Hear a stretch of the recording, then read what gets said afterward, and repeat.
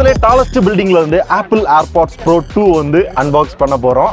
Let's unbox. Design by Apple California. ஒரு instruction manual, அப்புறம் warranty card, சில papers. Apple sticker இல்லையா?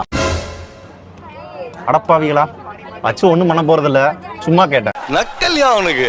So இதான் ஆப்பிள் ஏர்பாட்ஸ் ப்ரோ 2. கிட்டத்தட்ட அப்படியே தாங்க இருக்கு. ஏர்பாட்ஸ் ப்ரோ 1 மாதிரியே தான் இருக்கு. பெருசா சேஞ்சஸ்லாம் இல்லை டிசைன்ல. செம்ம குவாலிட்டிங்க, சூப்பரா இருக்கு. ஏர்பாட்ஸ் ப்ரோவை சார்ஜ் பண்றதுக்கு ஒரு type C to lightning cable. So இந்த வாட்டி உங்களால லைட்னிங் கேபிள் வச்சு தான் சார்ஜ் பண்ண முடியும். டைப் சி கொடுத்துருப்பாங்கன்னு நினைச்சேன், கொடுத்துருக்கலாம், கொடுக்கல. ஸோ ஃபைனலா எக்ஸ்ட்ரா இயர் டிப்ஸ். ஸோ இந்த ஏர்பாட்ஸையும் உங்களுக்கு அன்பாக்ஸ் பண்ணி காமிச்சிடுறேன். இது வந்து 1600 ரூபாய் சம்திங் வந்தது. அப்படியே பார்க்கறதுக்கு ஃபர்ஸ்ட் ஜென்ரேஷன் ஏர்பாட்ஸ் மாதிரியே இருக்கு. வயர்ட் மாதிரியே தெரியல இல்லையா? ஆனா இப்படி எடுத்தாதான் உங்களுக்கு தெரியும் இது ஒரு வயர்டு இயர்ஃபோன் அப்படின்றது. இது வந்து விக்னேஷ் கேட்டாரு, அவரோட எடிட்டிங் வந்து டிலேவே இல்லாத நல்ல இயர்ஃபோனா கேட்டாரு. என்னதான் நிறைய டிடபிள்யூஎஸ் வந்தாலும் ஒரு வயர்டு இயர்ஃபோனுக்கு வந்து ஈடுனே ஆகுமா? இதுலயும் நிறைய பேப்பர்ஸ். That's it.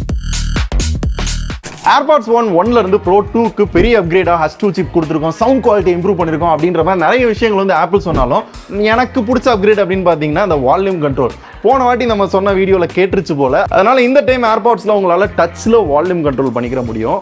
இதெல்லாம் பெரிய அப்கிரேடா. அண்ட் H2 சிப் யூஸ் பண்ணிருக்கனால பாத்தீங்க அப்படின்னா ANC போன ஜென்ரேஷனோட 2 மடங்கு அதிகமா இருக்கும்ன்றாங்க. செக் பண்ணிடுவோமா? மோஸ்ட்லி நிறைய பேர் பேசுறது கூட கேட்கலங்க, ஏறி போறாங்க. அந்த படி சவுண்ட் வந்து உங்களுக்கு கேக்குதான்னு தெரியல, அந்த சவுண்ட் கூட எனக்கு கேட்கல. அண்ட் அதே மாதிரி டிரான்ஸ்பரன்சி மோடுமே பாத்தீங்க அப்படின்னா முந்தின ஜென்ரேஷனோட சூப்பரா இருக்கும்ன்றாங்க. அது எந்த அளவுக்கு இருக்கு அப்படின்னு கேட்டீங்கன்னா, இப்போ என் சுத்தி வந்து எல்லாரும் நடந்து போய்கிட்டு இருக்காங்க, ஒரு சின்ன பாப்பா வந்து கத்திக்கிட்டு இருக்கு. ஸோ எல்லா சவுண்டுமே பாத்தீங்க அப்படின்னா என் காதுல இயர்ஃபோன் இல்லாதப்ப இந்த அளவுக்கு இருக்கும், அந்த அளவுக்கு டைரக்டா கேட்கற மாதிரி கேட்குது.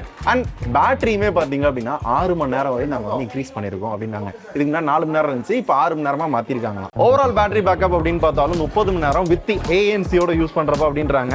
இந்த டைம் சார்ஜ் பண்றப்ப உங்களுக்கு என்ன அட்வான்டேஜ் அப்படின்னா, ஆப்பிள் வாட்ச் சார்ஜர் இருக்குல்ல, அதுல கூட டைரக்டா உங்களால சார்ஜ் பண்ணிக்க முடியும். வயர்லெஸ் சார்ஜிங் சப்போர்ட் இருக்கு. ஆனா அது எவ்வளவு ஃபாஸ்டா சார்ஜ் ஆகுதுன்றதை நானும் செக் பண்ணி பார்க்கணும்.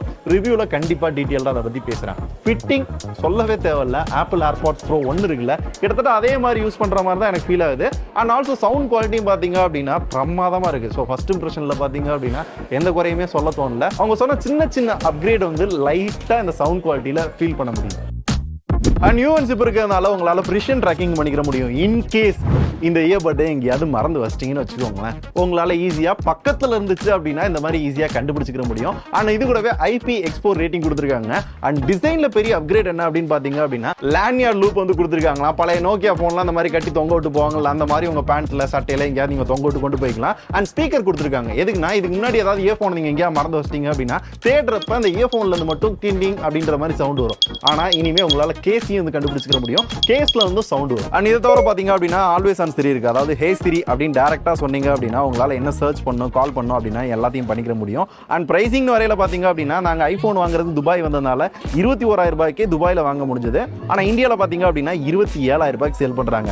இந்த விலைக்கு கிட்டத்தட்ட 27,000 ரூபாய்க்கு ஒரு TWS ஒர்த்தா இல்லையா, எந்த அளவுக்கு நல்லா இருக்கு, ப்ரோஸ் அண்ட் கான்ஸ் எல்லாத்தையுமே டீடைல்டா ரிவ்யூல ஒரு 3 மாசம் கழிச்சு பார்க்கலாம். நாங்களும் யூஸ் பண்ணோம். அண்ட் அதே மாதிரி இந்த மாதிரி டிஃபரெண்டான அன்பாக்சிங்லாம் பாக்குறப்ப உங்களுக்கு எப்படி இருக்குன்றதையும் கமெண்ட்ஸ்ல சொல்லுங்க. இதை பத்தி ஏதாவது டவுட் இருக்குனாலும் கேளுங்க, ரிவ்யூலையும் டீடைல்டா செஞ்சிடலாம்.